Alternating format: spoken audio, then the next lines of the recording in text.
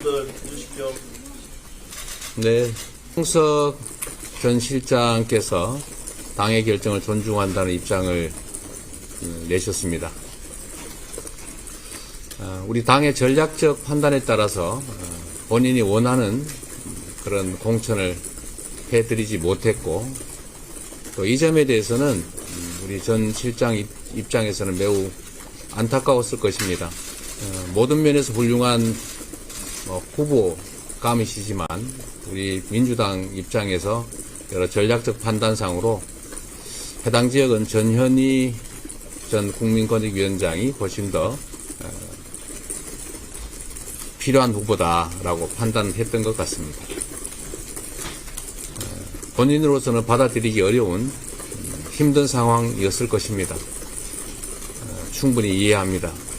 그럼에도 불구하고 당의 결정을 존중하고 또 수용해 주시는 것에 대해서는 매우 고맙게 생각합니다. 어려운 결단이었을 것입니다. 정권 심판이라고 하는 현재 우리 시대의 가장 중요한 과제를 해결하는데 함께 힘을 합쳐 주시면 더욱 고맙겠고, 모두가 힘을 합쳐 가는 수 있도록 우리 당도 노력하겠다는 말씀 드립니다. 판단이란 사람마다 다 다를 수 있고, 또 특히 전략적, 정무적 결정은 무슨 계량적 요소가 아니고 필요에 따라서 그야말로 결단하는 것이기 때문에 그 이유가 뭐다라고 설명하기는 쉽지 않지요. 필요해서 한 일인데 왜 필요하냐라고 하면 좀 어려운 질문 아닌가 싶습니다. 우리 언론인들께서 보도하실 때 좀 신중하게 해주면 좋겠다는 생각이 듭니다. 본인이 아니라고 오보라고 밝혔지 않습니까? 그냥 그걸로 족하지 않나 싶습니다. 아직은 뭐 구체적으로 생각해 본 게 없습니다. 우리 임종석 실장께서도 우리 당의 승리, 우리 국민의 승리를 바라실 것이기 때문에 서로 힘을 합쳐야 된다라는 점에 대해서만 말씀드립니다. 이제 선대위 체제로 이제 넘어가야 될 시점인데 많은 고민들을 하고 있는 상태입니다. 선대위의 기본적 방향에 대해서도 많은 논의가 있습니다. 아직은 확정된 건 없습니다. 대통령이 취임하고 또 제가 야당 대표로 취임한 이후에 국정을 놓고 대통령과 단 한 차례도 만나지 못했습니다. 아마 대한민국 헌정사에 없는 역사적 기록일 것 같습니다. 민생이 파탄나고 경제가 이렇게 어려운 상황인데 국정을 책임진 대통령께서 야당과 아무런 대화를 하지 않는 것 정말로 문제가 많습니다. 계속 요청했던 것처럼 지금 이 난국을 해결하고 경제 파탄, 민생 파탄 문제를 조금이라도 완화하기 위해서라면 저는 대통령과 야당 대표의 대화가 먼저다라고 생각합니다. 국민의힘 공천을 보니까 후한무치하다는 생각이 듭니다. 자신의 눈에 들보를 봐야지 타인의 눈에 있지도 않은 티끌 찾겠다고 그렇게 정말 그래서 해야 되겠습니까? 검사 공천 본격적으로 하는 것 같습니다. 분신까지 해가면서 나 1위 후보인데 왜 배제됐냐 이렇게 삭발까지 하면서 항의하는 저 혼란의 국힘 경선의 공천에 대해서는 조용한 공천이다. 분신 같은 사소한 소란도 있었다. 이렇게 하면 되겠습니까? 안 보는 사이에 숨겨주는 사이에 국힘 측근 공천, 검사 공천 본격적으로 하고 있는 것 같습니다. 현역 불패, 기득권 공천 그대로 하고 있지 않습니까? 국민들은 변화를 바라십니다. 그런 썩은 물 공천, 고인물 공천, 그리고 항의조차 제대로 못하게 하는 또 언론의 입을 틀어막는 입틀막 공천 하고 있는 자신들을 되돌아보기 바랍니다. 남의 집안 문제에 대해서 근거도 없이 헐뜯는 거 이제 좀 그만하셔야 합니다. 공천의 불공정성을 말하는 우리는 시스템에 의해서 공천하고 있습니다. 공정하고 투명하게 하고 있습니다. 결과를 보시면 알겠지만 많은 현역 의원들께서 불출마하셨고 또 여러 가지 사유로 경선에 참여하지 못한 경우도 있습니다. 안타깝지만 새로운 세대에게 기회를 주기 위해서 많은 중진 의원들께서 이런저런 사유로 또는 자의로 타의로 많이 물러나셨습니다. 국민의힘 중진 의원 중에 단 한 명만 배제됐다고 제가 들었습니다. 현역 불패 아닙니까? 고인물 공천입니다. 이런 점에 대해서 스스로 반성하기 바랍니다. 흐르는 물에는 소리가 나기 마련입니다. 개혁에는 갈등이 따르기 마련입니다. 그리고 합리적 결과가 만들어지면 그 과정의 소리 또 어려움들은 많이 이해가 되겠지요. 그런데 국민의힘은 변화가 없습니다. 기득권 그대로 유지합니다. 국민이 바라는 개혁 없습니다. 그리고 그 속에서 측근 공천, 검사 공천, 썩은 물 공천, 돈봉투 공천 이런 온갖 나쁜 행태가 그대로 반복되고 있다는 점 지적하고 이 점 역시도 결국 결과로서 우리 국민들께서 심판하실 것이다 라고 말씀드립니다. 국민의힘 공천에서는 대표와 또 원내대표, 비대위원장과 원내대표가 15점씩 마음대로 점수를 줄 수 있게 해놨다면서요?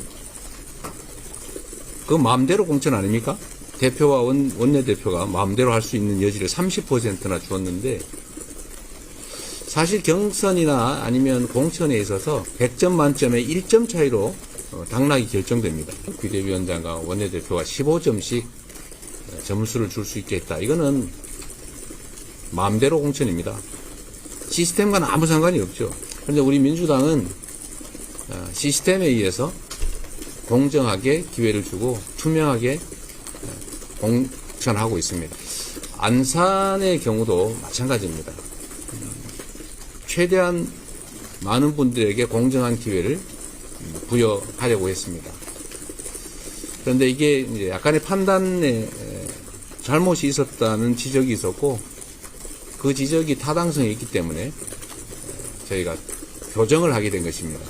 한국노총 추천에 박해철 노동후보에게 공단을 끼고 있는 지역 안산 병 지역을 전략 공천을 했는데 을 지역을 두고 현역 의원 두 분과 김현 전 의원 3인이 경선을 하게 됐습니다. 그런데 저희가 세밀히 살펴보지 못한 결과로 을 지역이 주로 김철민 의원님 지역이에요. 그러니까 결과로 보면 우리 고영인 의원께서는 김철민 의원 지역에 가서 경선을 하게 된 꼴이 된 겁니다. 자기 지역은 전에 박해철 후보가 단수로 지정됐기 때문에 김철민 의원 지역구에 가서 경선을 하게 되니까 불리하게 됐죠. 그래서 이걸 바꿔달라. 김철민 의원 지역구가 오히려 김남국 의원 지역구가 더 많이 편입됐는데 한 60%가 편입됐으니까 그쪽을 단수 지정을 했어야 되는 것이다. 본인 지역구는 40%만 포함이 되니까 여기서 경선했어야 된다라고 하는 주장을 어제 하셨습니다. 여러분도 보셨겠지만 그 주장이 나름 일리가 있지 않습니까? 그런데 이거를 그럼 고영인 의원 지역구 병으로 지정을 하면 물론 그 정도가 약해지긴 하지만 김철민 의원께서 또 남의 지역구 가서 경선을 해야 되는 상황이 벌어집니다. 그래서 이걸 옮기는 것보다는 결국 이제 타협 안으로 그럼 고영인 의원님 지역, 김철민 의원님 지역 이 두 군데를 모두 투표권을 주고 경선을 한 결과로 후보를 정하면 모두에게 공평하다라는 결론에 이르렀고 이 점은 아마 살펴보시는 우리 국민 여러분께서도 또 지역구의 우리 당원이나 지지자 여러분께서도 이해하실 것입니다. 그렇게 바뀌었다는 말씀을 드립니다. 그게 더 공정하기 때문이죠. 물론 이 과정에서 논란이 많았습니다. 한 번 결정한 것을 변경하면 혼란이 발생하지 않느냐. 당 지도부에 대해서 책임 얘기가 나오지 않겠냐라는 지적이 있었습니다. 아마 여러분께서도 그렇게 쓰실 가능성이 상당히 있죠. 그러나 그거는 우리 당 지도부 또는 당의 입장이고, 현장에서 정치 인생을 걸고 경쟁을 해야 되는 분들 입장에서는 정말로 중요한 문제이기 때문에 당의 입장을 고려해서 그 부당한 결과를 방치해서는 안 된다라고 생각해서 약간 변경 결정이라고 하는 이런 문제도 있지만 공정하게 경쟁할 수 있는 장을 만들었다, 이렇게 이해해 주시기 바랍니다. 우리는 국민의힘과는 다르다, 이 말씀을 다시 한번 드립니다. 한번 여러분들이 해석해 주시고요. 확정된 건 아닙니다. 아직 이건 당무위원회 의결을 해야 이제 확정되는 것이기 때문에 확정해 나가는 과정에서 약간의 수정이 있는 것이죠. 최고의 의결이 최종 결정은 아닙니다. 이 공천 과정에서는 누군가는 경선한 기회 자체를 갖지 못하거나 또 경선에서 결국은 탈락해야 합니다. 모든 분들이 유능하고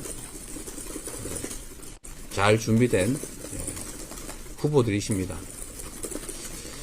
그러나 우리는 변화해야 하고 또 국민들이 바라는 바에 따라서 국민 눈높이에 맞춘 공천을 해야 합니다.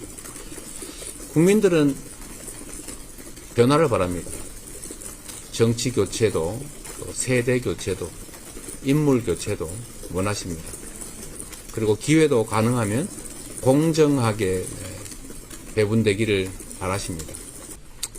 떡잎은 가지에게 역할을 양보해야 하고, 또 다음 가지가 자라기 위해서는 이전 가지들은 또 그 역할을 마감해야 되는 게 안타까운 순리죠. 지금 기회를 갖지 못한 분들에 대해서는 저희가 참으로 애석하게 생각하고, 그분들이 얼마나 가슴 아플 것인지 저희도 조금은 이해합니다. 최대한 위로드리고, 또 저희가 낮은 자세로 그분들 또 전체를 위해서 함께 할 수 있도록 저희가 설득하고 또 부탁드려야 될 입장입니다. 당연히 해야지요. 제가 요새 낙천하신 분들 또는 배제되신 분들 이제 전화를 하고 있는데, 통곡하시는 분도 계시고요. 저도 거의 같은 마음이죠. 원망하시는 분도 많습니다. 아주 심하게 저를 원망하는 분도 계십니다. 그러나 당이 만들어 놓은 시스템이 있고, 또 평가가 있고, 또 결정 자체는 제 혼자 마음대로 하는 것이 아니라 어쨌든 공천관리위원회나 전략공관이나 최고위원회의나 당무위원회, 이런 집단적 결정을 하는 것이기 때문에 불가피한 면들이 어쩔 수 없이 발생하죠. 함께 하도록 노력하고, 또 그분들께서도 당의 일원으로서 우리 국민들이 부여한 책임을 함께 수행할 수 있도록 같이 노력할 것입니다. 가슴 아프긴 하지만 그렇다고 국민의힘처럼 현역 불패 이렇게 해서 썩은 물, 고인물 공천을 할 수는 없지 않겠습니까? 결국은 다 이해하고 함께 해주실 것으로 생각합니다. 대체로 보시면 알겠지만 이번 더불어민주당의 공천에 있어서 현역 의원들께서는 아마 과거 공천에 비해서 매우 불리하다는 생각을 하실 수가 있습니다. 우리 언론인 여러분께서는 취재를 많이 해보셔서 알겠지만 도전자와 현역 간의 1대1 구도는 사실 현역 의원들께서는 피하고 싶은 구도입니다.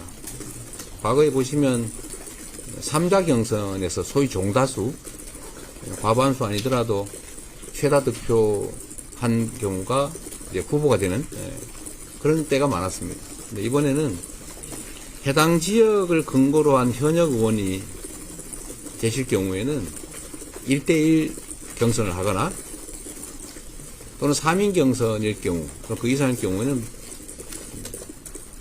다 결선을 했습니다. 그러다 보니까 정말로 승부를 하게 되고 또 현역이 탈락하는 이변이 지금 속출하고 있습니다. 뭐 그 점에 대해서도 사실은 원망이 많습니다. 다수 경선을 하면 최대 득표한 사람을 해야지 왜 결선을 시키느냐. 결국 도전자한테 더 많은 기회를 주는 거 아니냐. 라는 그런 불만이 있습니다. 뭐 나름 타당성이 있죠. 그러나 이 양자 경선 또는 결선 제도는 우리 당이나 당원이나 또는 지지자 여러분들께서 많이 원하던 바이고 우리 현역 의원 여러분들께서는 매우 불편하고 또 너무 심하다 이렇게 생각할 수 있지만 변화와 개혁을 바라는 우리 국민들의 입장에서는 필요한 일이기 때문에 어쩔 수 없이 그런 방향으로 갔습니다. 아시는 것처럼 광주에서는 지금까지는 한 명을 빼고는 다 현역이 지는 아주 그런 상황이 벌어졌습니다. 수도권에서도 또 예상 외의 결과가 또 생겨난 경우도 있습니다. 그래서 이 해당 지역에 근거를 둔 어쨌든 지역구 국회의원이 계실 경우에는 양자 경선을 또는 결선을 한다라고 정한 것이고요. 근데 원외들끼리 하는 경우에는 원내끼리 경쟁을 하는 경우는 굳이 결선을 안 해도 원외는 대등하는 입장이기 때문에 이제 종다수로 결정을 해오고 있습니다. 국민 참여 경선이냐 국민 경선이냐도 나름의 기준을 가지고 해온 것으로 압니다. 예를 들면 해당 지역에서 활동하던 분들끼리 경선을 하면 충분히 당원들을 서로 조직했을 것이고 그것도 실력의 일부이기 때문에 당헌 당규에 따라서 원칙적으로 5대5 국민 참여 경선을 했습니다. 그런데 필요에 따라서 해당 지역에 근거를 두고 활동하지 않은 분들이 그 특정 지역의 경선에 참여할 경우에 그럴 때도 당원 50%를 반영하면 그 지역에서 활동하지 않은 사람들은 사실상 경쟁하기 어렵죠. 그런 경우에는 일반 국민 경선을 한 것으로 압니다. 아까 안산의 경우는 또 약간 또 특이하죠. 다 해당 지역에서 활동을 했지만 이 지역이 서로 달라서 거기서 일정한 이익 또는 불이익이 발생할 수 있기 때문에 일반 국민 경선을 채택했습니다. 말씀하신 기준은 그렇습니다. 저희들의 이제 부족함에 대해서 우리 국민들께서 질책하시는 거라고 생각합니다. 그 중에 아마도 우리 국민들께서 가장 우려하시는 부분은 공천을 둘러싼 내부 갈등에 실망하시지 않았나 싶습니다. 물론 일부 언론에서 표현하는 것처럼 조용한 공천을 하면 좋겠지요.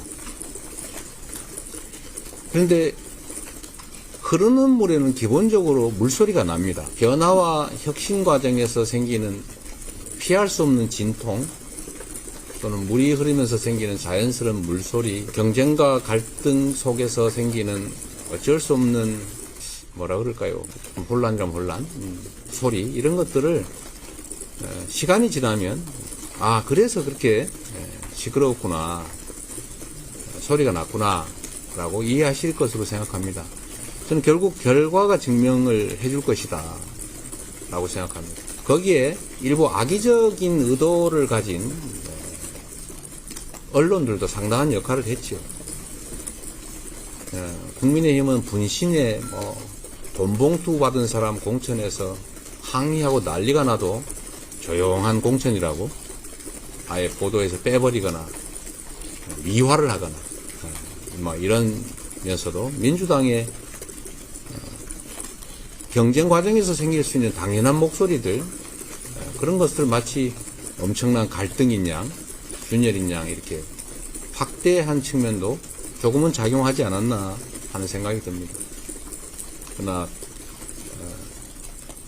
개혁 과정, 혁신 공천 과정에서 생긴 이런 피할 수 없는 갈등, 이런 갈등들이 우리 국민들 보시기에는 상당히 불편했을 것이고, 또 그 점을 최소화하지 못한 저희들의 좀 부족함도 상당히 영향을 미쳤을 것이라고 봅니다.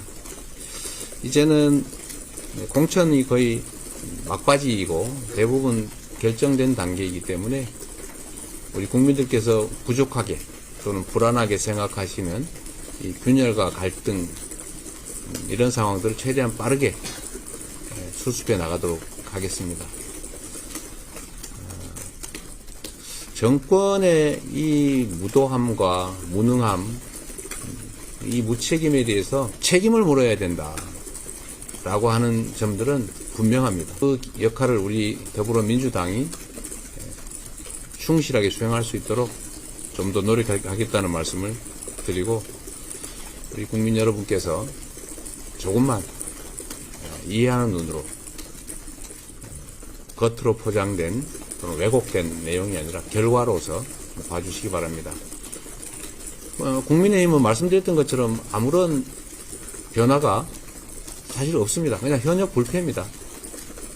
그리고 검사공천이나 측근공천, 이 부정한 공천을 할 때도 아주 조용하게 언론에 또는 비판자들의 입을 틀어막으면서 공천하고 있죠. 그래서 이 본질을 잘 들여다봐 주시고, 결과로서 과연 어느 당 후보가 새로운 후보를 많이 냈는지, 국민을 위해서 일할 훌륭한 후보를 냈는지를 살펴보시면 판단이 드실 것으로 생각합니다. 시간이 지나고 저희들이 수습 국면에서 정말 후보 간의 비교가 이루어지는 시점이 되면 우리 국민들께서도 생각을 많이 바꿔주실 것으로 기대합니다. 탈당하시는 분들이 몇 분 계셨죠. 참 안타깝게 생각합니다. 그리고 그분들도 정말 공천 다 받고 함께 갔으면 얼마나 좋았겠습니까? 그러나 경쟁은 피할 수 없고, 또 그 경쟁의 내용조차도 국민들의 기대와 눈높이라고 하는 것을 존중하지 않을 수 없습니다. 그래서 불가피하게 기회를 갖지 못하신 분들이 다른 선택을 하셨고, 또 앞으로 하실 생각인 분도 계신 것 같습니다. 자주 말씀드리지만 막을 수는 없지 않습니까? 저희가 막기 위해서 노력은 합니다. 특히 이 당에서 많은 혜택을 누리셨고, 또 당의 힘으로 당선돼서 지금까지 오셨던 분들이 당으로부터 기회를 부여받지 못했다고 해서 과감하게 당을 버리고 특히 다른 정당으로, 상대 정당으로까지 가는 것들에 대해서는 아마 우리 국민들께서 평가하실 것으로 생각합니다. 근데 자세히 한번 들여다보면 경쟁을 해본 결과 도저히 경쟁에서 이길 수 없다고 판단해서 나가시는 분들이 꽤 있어 보입니다. 그러면서 마치 당의 경쟁 시스템에 문제가 있는 것처럼 이렇게 주장을 하시는 분도 간혹 계시던데, 그것은 실제를 호도하는 것이 분명합니다.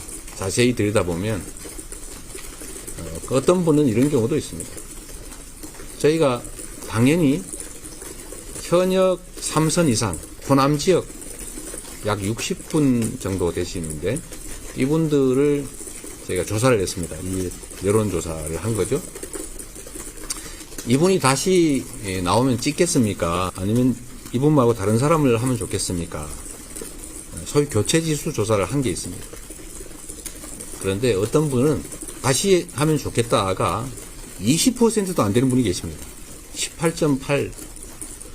이분은 나와도 안 찍겠다가 70 몇 %씩 되는 그런 분도 계세요. 탈당하신 것 같습니다. 경쟁에서는 도저히 아마 이길 수 없었을 겁니다. 온당한 태도는 아니다. 그러면서도 마치 그게 당이 뭘 잘못한 것처럼 이렇게 하는 것은 지금까지 평생을 당의 혜택을 입으면서 살아왔던 정치 역정에 비교하면 참 이해하기 어려운 부분이다. 이런 생각이 듭니다. 뭐 당연히 영향을 주겠지요. 제일 중요한 그런 거 아닙니까? 공천평가 기준이라고 하는 건 없습니다. 뭘 좀 잘못 들으신 것 같은데 공천평가 기준은 없습니다. 공천을 하면서 평가하는 거죠. 심사위원들이 그래서 있는 거 아닙니까? 그러니까 그것도 좀 내용을 좀 잘 알고 좀 말씀하시면 좋겠는데 지금 두 가지를 혼동하신 것 같아요. 공천심사위, 공천관리위원회의 공천은 심사위원들께서 15분인가 그렇죠? 거기서 의논해서 결정하는 겁니다.